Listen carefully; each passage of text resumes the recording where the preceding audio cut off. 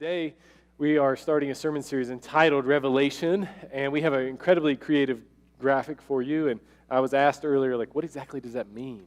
And it's just heaven coming to earth. That's the idea there. And that's quite a bit of what Revelation is going to be teaching us, and it's going to be sharing with us the hope that we can have in Jesus. Now, growing up, I was not taught much about cars. I wasn't showed how to change the oil or change a tire. I had to kind of figure those things out on my own. And one of the early jobs that I did on a car was replacing a bulb, a brake light bulb. And I didn't realize that it would be that involved, or I thought it would be simple. And so I go in my house and I start rummaging around. But I didn't know what I was doing, so I just grab every tool I can find. And this will just show you how much I knew. It's like I come out of there, I got like a leveler, tape measure, I got a drill, I got a crowbar, Phillips head screwdriver, flathead screwdriver. I have all these different tools. I'm just trying to get into the casing to replace the bulb. But I didn't realize that cars, they don't have the screws on the outside. And so I was just completely dumbfounded with how I was going to actually get into this casing to replace this particular bulb. And then after about an hour, and many neighbors beginning to look out the windows at me because they saw how ridiculous I looked, I thought I need to go look at I thought of the owner's manual, like the car manual. And maybe there's something in there that would tell me how to do this. And so I go up and I open up the owner's manual, and this was the first time I'd ever opened up this owner's manual, and I thought, this is incredible. I mean, it's like, I never knew there was so much information about a car available to somebody. So I start reading through this owner's manual, and about 30 minutes later, I finally find the section that tells me how to replace the bulb, and I go back there, and I realize you have to go inside and work out some of the screws that are holding it, and then you have to unclip it. And I was finally able to replace the bulb. But I heard someone say once that the most unread book in America is the car manual. It's the car, not the Bible, it's the car manual. And and if you think about it, there's again, all this helpful information that's there. And in a similar way, the book of Revelation is probably the most unread book in all of the Bible. And in a similar way, there's all sorts of helpful information within it. With John, as he's writing this letter to us, one of the great takeaways of the book of Revelation is, again, that it offers us hope. That no matter your situation, no matter your circumstances, we're going to be able to read this book, and we're going to be able to discover the hope that is found in it. But as many of you know, there's a good reason why it's one of the most unread books in the Bible. Now, for some people, that's the only book they read. And you know what I'm talking about whenever you talk to these people. But you're like, there's a lot more to the Bible than the book of Revelation. But for the majority of us, it's just a book that we don't open up because it's talking about beasts, Antichrist, lakes of fire. There are these nations that you've never heard of. And then there's all this crazy imagery that's very difficult to make sense of. And then there's numbers that don't make sense either, like 144,000 people going to heaven. So how do you reconcile all of that? And my goal is that through the course of these next 8 weeks that we would be able to reconcile most of it, most of these tensions that we feel within the book of Revelation. There are 22 chapters in the book of Revelation.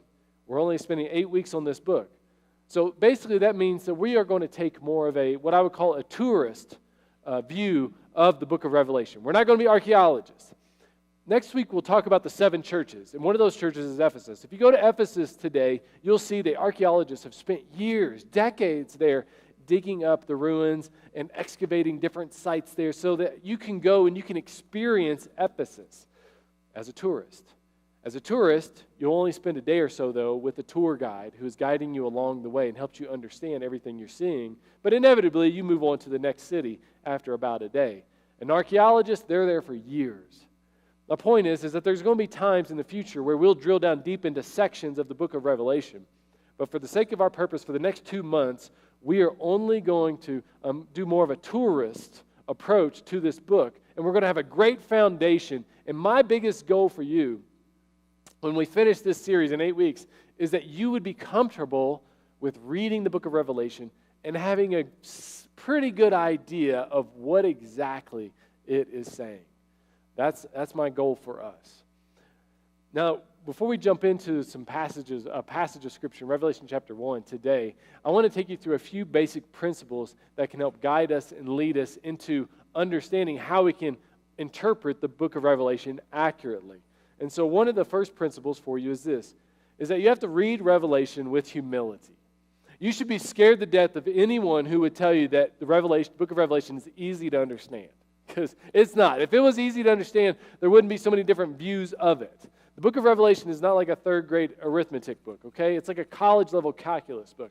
It's just very, very challenging to kind of wrap your minds around. And then even when you do wrap your mind around it, you're still not even 100% certain that you've got it right. That's just the way the book of Revelation is laid out to us. So you have to read it with humility. And then even as I'm presenting things to you, I want you to understand I'm sharing with you my point of view on this particular text.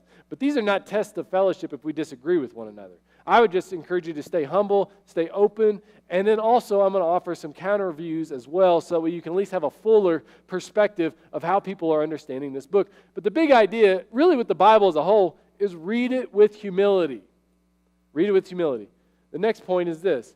Try to discover the primary message to the original readers. Don't approach the book of Revelation with headline news in your mind. That's just going to throw you off. You're not going to be able to interpret it properly if you're approaching it with today's mindset of what's happening in Russia or what's happening in China or what's happening in the Middle East. One person said it this way.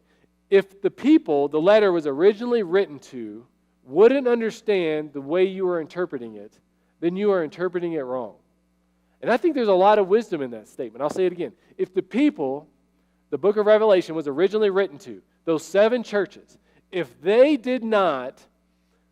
would not understand it, understand the way you interpret it, then you are interpreting it the wrong way. You have to understand it first in the original context. And many people will say they'll do countdowns, and all the countdowns, they've used the book of Revelation, all those countdowns have been wrong, they've never quite worked out. And what they do is they damage, if you're a Christian, they damage the Christian witness to the world at large because it hasn't happened, and then you lose integrity if you're somebody who's going to put a stake in on one of those particular claims of when Jesus is going to return, when the end of times really happen.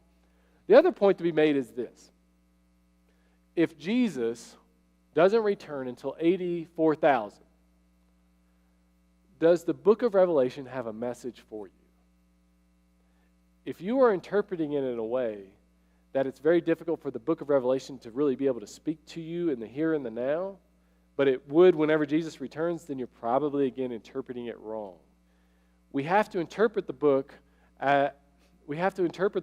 in the proper way, beginning with the original audience. The next one is this. Don't read Revelation chronologically. Quite a bit of it is chronological, but there are portions of it that are not. And if you read the book and then in one moment there are people, and the next moment there aren't people, and then again there are people, it can be very confusing. It doesn't make a lot of sense, and you begin to lose confidence in what it is that you're reading and how it is that you're understanding it. There's just portions of the book of Revelation that are not chronological. In the Old Testament, that was the case as well. The book of Ezekiel has many instances in which there's just not, chronology is not used. In Eastern societies, the more common literary method that was used, they had a perspective on life that was cyclical, not progressive or not chronological. And so their primary purpose was emphasis and repetition to get the point home. Their primary purpose was not always to get every single date correct and accurate. That just wasn't their purpose. And so Revelation, there are a few instances in which that's the case. The next point is this. Take Revelation seriously, but don't always take it literally. Take it seriously, but don't always take it literally. Today, we're going to look at an incredible description of who Jesus is. And as we look at this description of who Jesus is in Revelation chapter 1, if you were to take that literally, it would just be creepy, and it's odd, and you would miss the meaning of the image. Like, I'll show you a picture of what Jesus is going to look like here in Revelation chapter 1. So he has fire coming out of his eyes. He has a sword coming out of his mouth. I mean, that's kind of difficult to talk to somebody if you got a big double-edged sword coming out of your mouth. He's got these stars in his hands, all these lampstands. John's freaking out. So what are you supposed to do with that? Like, what does all that mean? Well, it has a meaning, and we'll talk about what the meaning of all of these symbols are. John, what he has done, though, is he is exhausting his vocabulary to describe the indescribable. The Apostle Paul, as he described heaven, he would even say, it's impossible to describe heaven. It's impossible to describe what I've seen. You just can't do it. You just have to experience it. And in some cases, in life, things are that way. You just have to experience it to really know. And so there are many instances in which the book of Revelation, in which you just can't take it serious. You can't take it literally. You just have to take it seriously. Another example of that is in Revelation chapter 17, verse 9. The text says, there's a woman who sits on 7 hills. Now, either that is a really large woman, or those are little bitty hills, or there's another meaning. But if you understand ancient society, they described cities in a feminine sense. The cities were described in a feminine sense. And so then you understand, okay, well, the female must be a city. And then, oh yeah, Rome is the city that was built on 7 hills. So they're referring to Rome. We just have to know that there's a meaning there. Take it seriously. Don't just dismiss it because it's hard to understand. But much of Revelation can't be taken literally. And number 5 is understand the historical context. Understand what's going on. I'll read a quote to you here in a moment.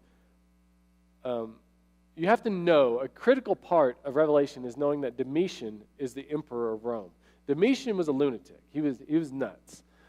He wasn't as crazy as Nero, but he was close. And his big thing is that he deified himself and said, I want to be referred to as Lord. Well, Christians only have one Lord. If you're a Christian, Jesus is your Lord. Well, immediately that creates tension and conflict for Domitian. And so he began to persecute Christians. He began to kill Christians because they wouldn't worship him. Now, in a way, he was crazy. For the most part, I don't think these emperors actually believed that they were gods. But understand what they were doing is they were using religion as a political device to unify the kingdom, unify the empire. The empire had become so large, and the reason that they were so aggressive at persecuting people that did not worship their gods is because they used religion, specifically the worship of the emperor, as a way to unify the empire.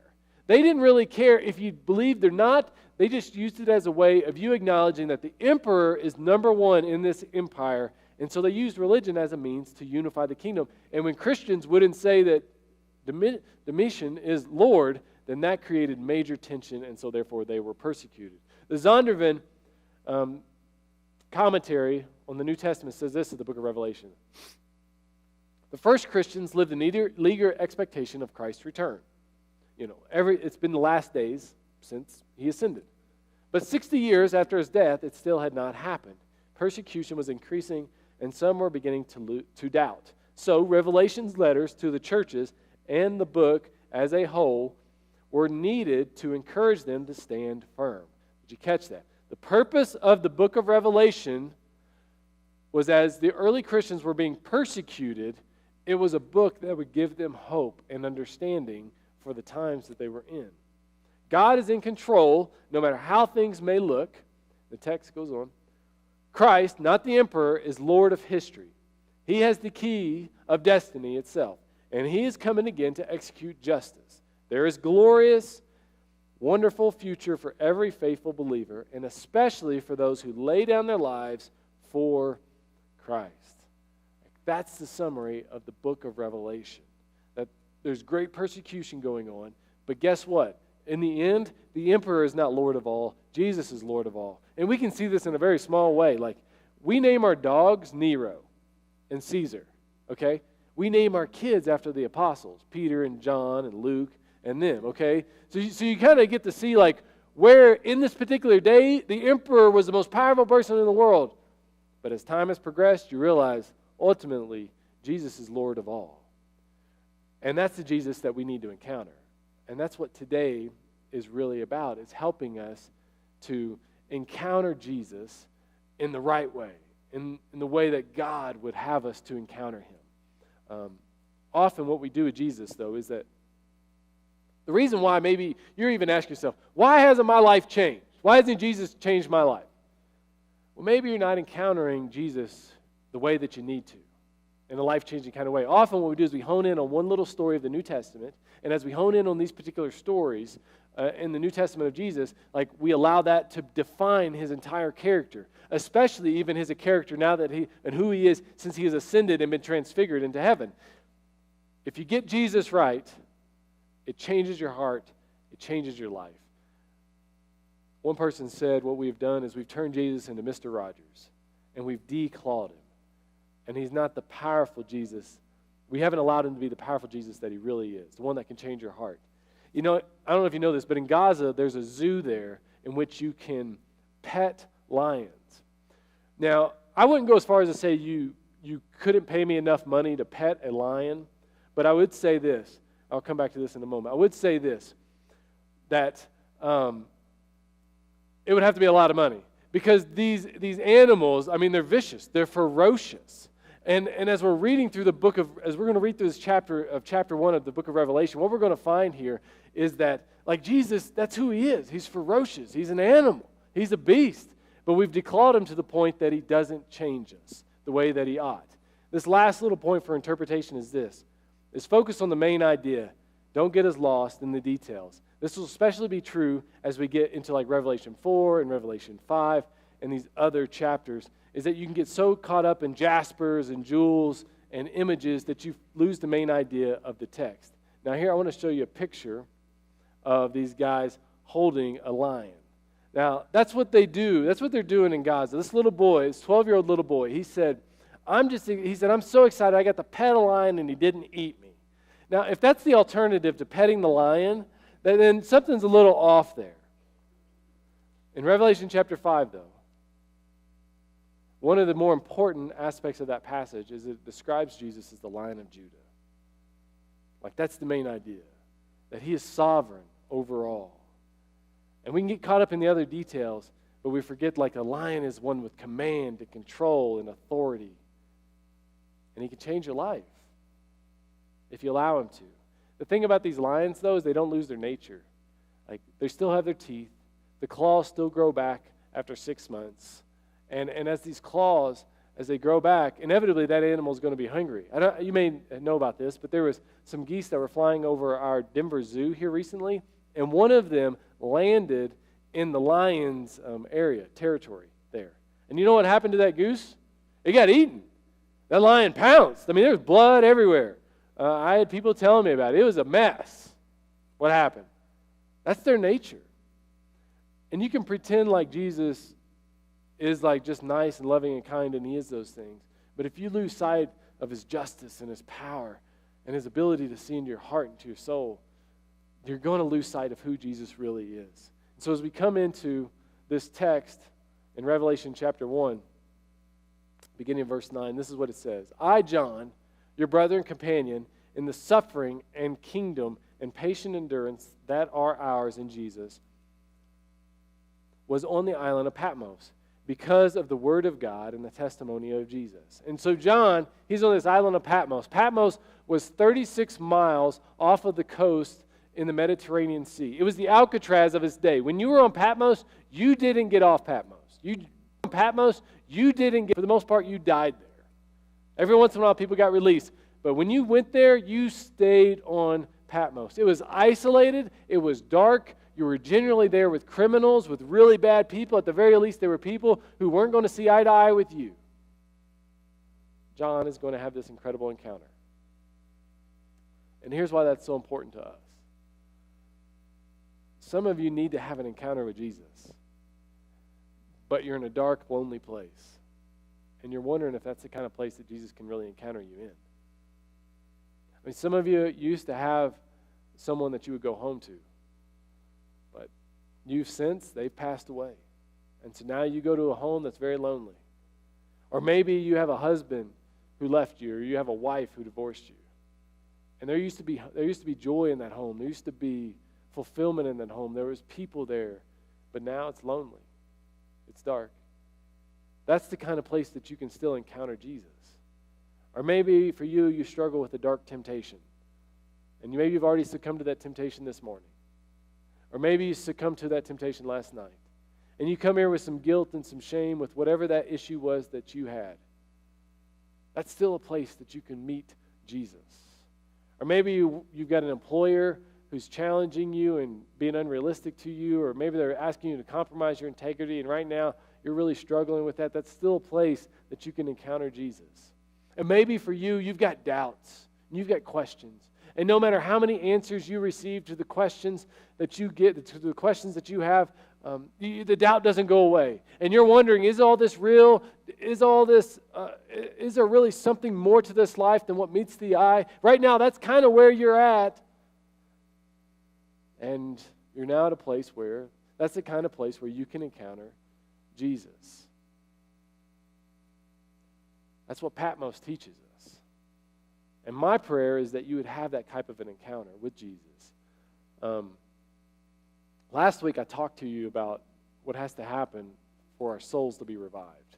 The one thing that the text I was teaching from didn't allow for was this point. That if you're going to really have a revival in your soul, before the emptying can happen, because we talked about that, you have to empty yourself for God to fill you back up. It comes when you have an encounter like what John is about to encounter. But what was it that's going to shake John to the core? Well, let's read some more and let's find out. And we'll understand this text much, much better from here. On the Lord's day, I was in the Spirit, and I heard behind me a loud voice like a trumpet, which said, "Write on the scroll what you see and send it to the 7 churches, to Ephesus, to Smyrna, Pergamum, Thyatira, Sardis, Philadelphia, and Laodicea." So that's who this letter is to. I turned around to see the voice that was speaking to me. And when I turned around, I saw 7 golden lampstands. And so what are the 7 golden lampstands? That's where we start. We're going to interpret this passage. So Jesus is speaking to him. The 7 golden lampstands are the 7 churches of Revelation. The 7 golden lampstands are the 7 churches of Revelation. That's what they interpret it as. And Jesus is amongst them. And so what does that tell us? That Jesus isn't like an absentee type of landlord. Have any of you ever had a bad landlord before? Have you ever had a landlord that, you're so timid. You're so timid. It's always one of, there you go, thank you. So, and in Florida, Laura and I, we had a bad landlord. Actually, our landlords were going through a divorce, which they were going through a divorce, if your landlord's ever going through a divorce, you will not hear from them for months. And so we got to a point where we couldn't get a hold of them, and this fence in our backyard just fell over. And we were telling them it was bad, and so the fence falls over. We got this very tenuous relationship with our neighbor, and we're trying to work this whole thing out. And I ended up having to be the one primarily fixing this fence. Many of us kind of think that way about Jesus in our churches. Like, if we just have to do enough good stuff, and we have to work really hard, and we have to have just the right heart for him to want to be a part of it. And that's not the case. Like, he is a part of this, no matter what. And so the 7 golden lampstands are surrounding him. He's a part of these local churches. And we go on. And among the lampstands was someone like the Son of Man. The Son of Man is Jesus, dressed in a robe reaching down to his feet with a golden sash around his neck. We'll get into a little bit more of what that means. But the Son of Man is Jesus. And Jesus is in these local churches. I don't know if you're one of, maybe you've made a comment like this and maybe you haven't. But being in my role, I hear often from people who will say, I'm just not a church person. I don't like to go to church. I don't want to be a part of a church. I like the big church, the universal church. And you can be a part of the universal church. But what I want to tell you is like if you're only leaning into the universal church, you're missing out. Because Jesus is a part of our local churches, too. He's a part of what's organized. He's a part of what's structured. He's a part of this model that we have. And the model that changes. It changes. We'll talk about the 7 churches next week. Jesus doesn't get up onto them about their organization or their model. He gets on them about their doctrine and how they treat people. And he challenges them to stay faithful and to remain with hope. My point is, the local church is a thing that Jesus endorses and is absolutely a part of. We go on here. The hair on his head was white like wool. And so we got to clarify, Jesus is not Gandalf, but I'll explain. As white as snow, his eyes were like blazing fire here.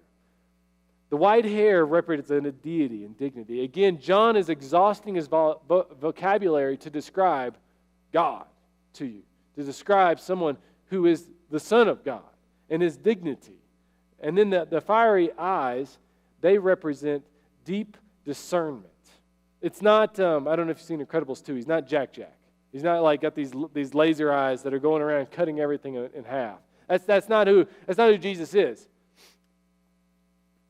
But if you were to describe someone who could see all the way down into your heart, and to realize that, you're insecure about your marriage, or you have a reading issue, or you feel like you're not as beautiful as you once were, or you feel like you're a little bit overweight.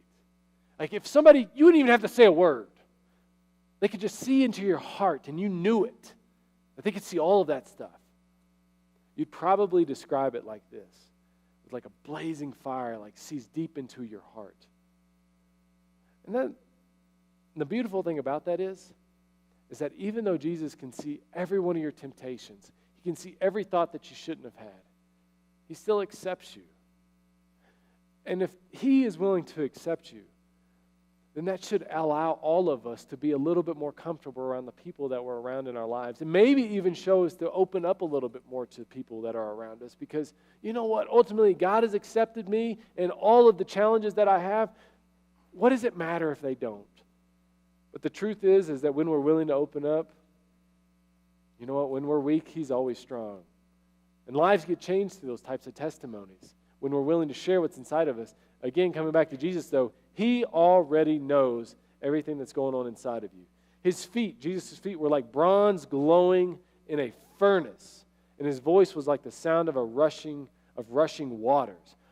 His feet were bronze glowing in a furnace. What that represents is strength and stability. I don't know if you saw the Olympics in 1996, and so I'm getting older now. 1996 Olympics. Where were those at? Atlanta. Yes, they were in Atlanta.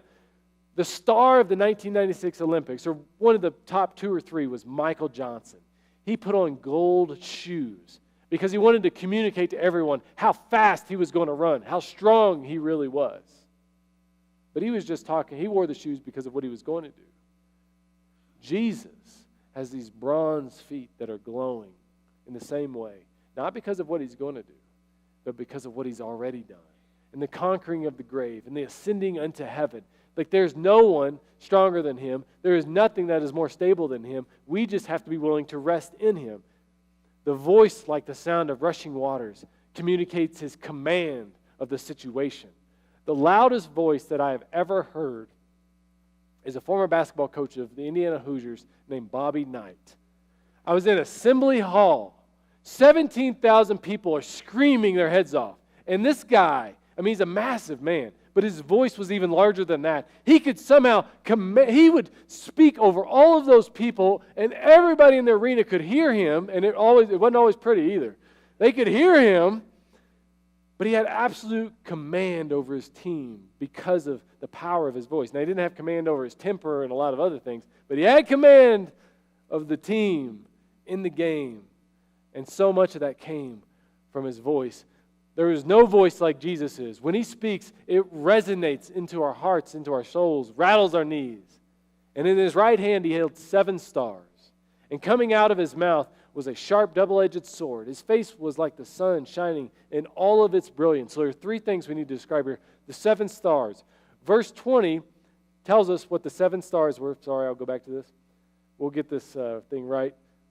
The 7 stars represent the 7 messengers. The text in verse 20 says the 7 stars are angels. Now, some would interpret, a small minority would say, well, Jesus is talking about guardian angels of our churches. I don't believe that that's what he's saying here. I do believe that we have guardian angels in our churches. I just don't believe that that's the meaning of the text. So who are the 7 messengers here that Jesus is holding in his hands? Well, my opinion of it is, and what I read, the majority of the opinions that I read were this, is those 7 messengers were the people who would go out to these 7 churches, and they would be the ones who would communicate this revelation, this message to the congregation. The point is that as they were communicating Jesus' words, Jesus was holding these messengers in his hand. And there should be a lot of comfort, those of you who are teachers of God's word find in this. Because the application for us is that even as I stand here now, and I desperately try to just say what it is that Jesus wants me to say, I can have confidence in knowing that he has me in his hand. that as you teach children, as you teach your children, as you teach students, as you in some capacity teach a class, or you try to communicate to a friend of yours, whatever it is that Jesus would have to say to you, you can have confidence. You don't need to be insecure in that moment. He is holding you in His hands. He holds His messengers in His hands as they speak those words. The 7 stars are the 7 messengers. And the double-edged sword equals His authority. In the Roman world, the sword communicated authority. Jesus, as He speaks, His words have authority. The Bible is the equivalent of that for us today. Hebrews chapter 4, verse 12 says that the Word of God is living and active. It is a double-edged sword. You know what that means? It means it has to cut into you. It has to, if you have surgery, you have to get cut into good tissue in order to get inside of you to get the bad out. It's going to hurt a little bit. And as they cut into you to get the bad out, you're going to really feel it. And that's what God's Word does. That's what the words that Jesus speaks into our lives and into our hearts does to us. It cuts us and it's going to hurt. That's why some of your greatest transformation, I'd probably argue almost all of it, happens when you're in some of your lowest places. The next point here is the shining face. It equals unending brilliance and glory. Now, I know many of you are better than me. But yesterday I woke up and my wife, she just looked, and we had been around for a few hours in the morning. She just looked at me and just said, "You don't look good. Do you need a nap? Because you're just kind of out of it." And she was right. I was out of it, and I was completely out of it. I was not having a good day. Jesus doesn't have bad days. My glory was long gone. His glory never goes away. It's always there. There's brilliance there to guide us and to lead us. And when John sees this Jesus, is that the Jesus that you encounter? Because that Jesus is the one who will change your life. He will change your heart. And when John encounters this Jesus, when I saw Him, I fell at His feet and I thought I was dead. He's completely emptied in this moment. He had no option but to fall on His face in this particular moment. He falls down dead when I saw Him.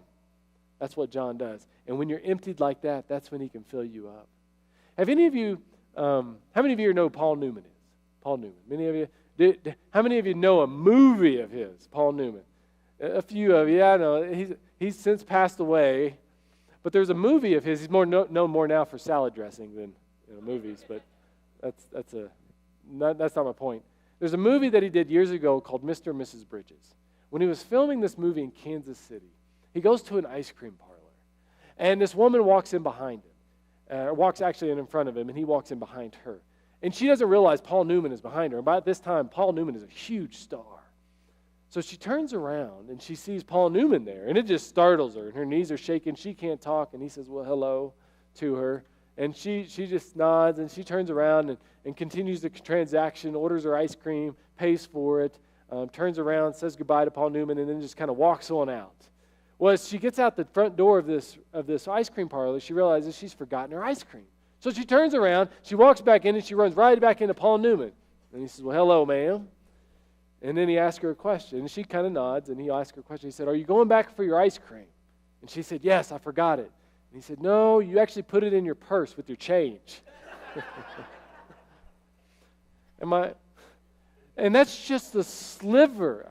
And we have these moments where we get starstruck with people, but that's just a sliver. Not even scratching the surface of what John is dealing with here as he comes in contact with Jesus, this life-changing type of experience with Jesus. I mean, Jesus, he has this supernova type of brilliance about him. That's who he is now that he has ascended, and he has transcended who he was here on earth. While he was fully man and fully God, he is so much more than that now. He plays soccer with planets.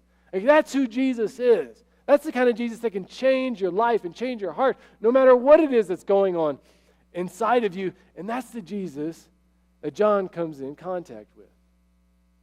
And so does this Jesus judge him? Condemn him? No. He placed his right hand on me and said, "Do not be afraid. I am the first and the last. I am the living one. I was dead. And now look, I am alive forever and ever. And I hold the keys of death and Hades.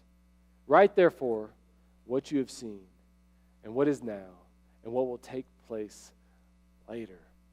I love how John Ortberg paraphrases these 3 verses in his book, Everyone's Normal Until You Get to Know Him.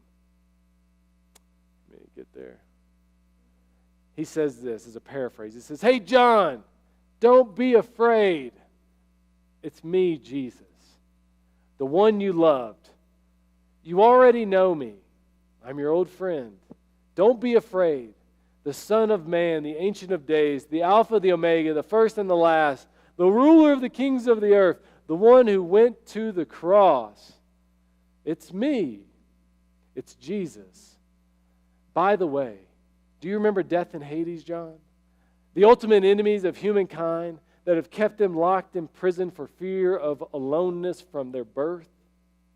He might say, John, do you remember the divorce? Do you remember the bankruptcy? Do you remember the unemployment? Do you remember the cancer? Do you remember the Alzheimer's? Do you remember the fact that your spouse died? Do you remember the fact that the doctor came to you and said you're not going to live more than a few months? John, do you know all of those things? And he says, hey, I got the keys to all of that stuff. i.e., I'm greater than everything that this world can throw at you, including death. I got the keys from my dad. No one who follows me is going to be trapped by death. Not one of my friends. Because for them, they weren't worried about bankruptcies and divorces, and they weren't worried about losing their job. They were worried about losing their lives. And he's saying, I got all of this. Death, it's not a big deal for me. I've been dead, and it hasn't slowed me down at all. He says, John, you're on my team now, and you don't have anything to worry about at all. Growing up, my best friend was a guy named Bryant Northern, and he was a really good basketball player, better than me. He ended up playing for the Louisville Cardinals.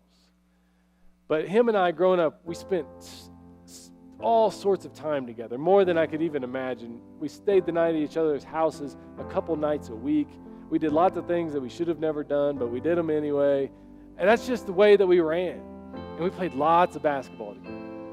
So growing up, we were around each other so much, it got to the point where we didn't like playing with each other. We always wanted to compete against each other. So generally, he won. But I would win some too. And it was a shame because one of us always had to lose. But again, going into our senior year of high school, there came this point in which we decided that we really just wanted to be on each other's team. We always wanted to play together. And thinking back on that now, I realized I don't think there was ever a time that him and I played together that we lost. We always won. I knew what he was going to do before he did it. He knew what I was going to do before I did it. We were really in sync. And a lot of it had to do with how good he was. And maybe the reason why some of you feel like you're losing in some areas of your life is that you haven't allowed yourself to fully surrender to Jesus, to truly encounter him in a way that can change your life. That maybe the reason that some of these areas there's some loss that's taking place there is that you're not fully on his team yet. Maybe it's sometimes you're on his team, but most of the time you would say you're not, or maybe most of the time you are. But if you were to really examine into and drill down deep into those areas that he's already seen in you and he already knows that are there, you would experience more victory than you could possibly imagine. And that's the Jesus that we get to encounter, and John is showing us in Revelation chapter 1. It's not just the Jesus that the woman met at the well, and it's not just the Jesus that healed a man who was lame. It's not just even the Jesus that went to the cross, that this Jesus has risen, and he has conquered the grave, and God has he's been transformed into all that we can encounter and journey with, and he's a part of our church, and he's a part of your life. Get on his team, and when you do, you're going to experience victory beyond what you can possibly imagine, and you will never lose hope. And that's what we're going to dig into more and more over these next few weeks. Let's have a word of prayer, and we'll continue to worship. Gracious Heavenly Father, we thank you for the encounter that we can have with Christ. Lord, open our minds and our hearts to experience him in new ways, transformative ways, God, that help us to be more like him and less like ourselves. May we be emptied and make him the cornerstone of all that we are and all that we do. In Jesus' name.